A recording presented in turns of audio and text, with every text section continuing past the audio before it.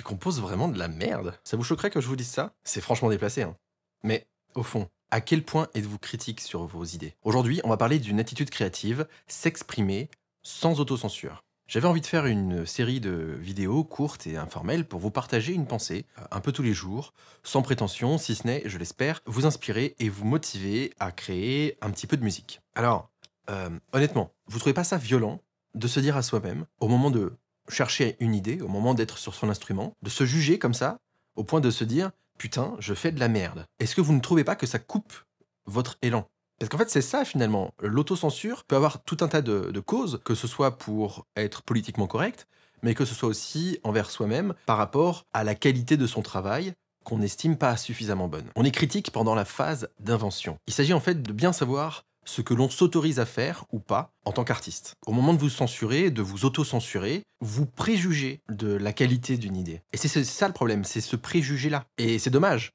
C'est dommage dans le sens premier du terme, c'est dommageable, parce que vous ne verrez jamais ce que pourrait devenir potentiellement cette idée que vous avez censurée dans l'œuf. Donc conséquence, toutes vos idées sont mortes-nées dans votre tête, dans votre esprit, et vous n'arrivez pas à pondre des bonnes idées parce qu'elles n'ont pas eu le temps de s'exprimer en fait. Et ça, et cette critique, est-ce que vous le feriez à un musicien qui est en train de chercher une idée? Est-ce que vous le feriez à un autre musicien en train de jouer devant vous? Non, hein, c'est démoralisant. Voilà ma petite pensée du jour. Ne le faites pas, à vous-même. Ne soyez pas autocritique, ou du moins soyez-le, mais après avoir fait cette session créative de recherche. Parce que vraiment, en fait, l'esprit a deux manières de penser. Une pensée divergente, exploratoire, et une pensée convergente qui est plus critique, justement, qui permet de sélectionner une idée par rapport à d'autres. Si vous mélangez ces idées-là, vous créez une forme de résistance à la créativité.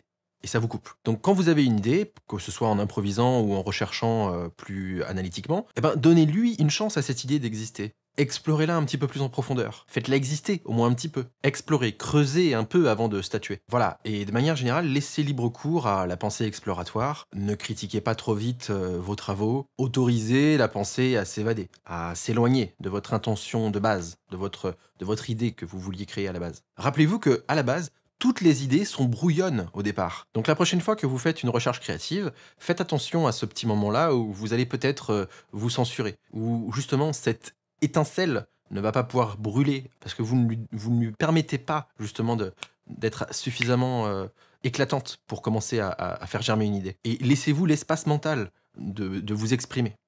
Dans cette petite capsule vidéo, on a parlé d'un aspect précis de la composition. Mais j'ai une question qui fait mal.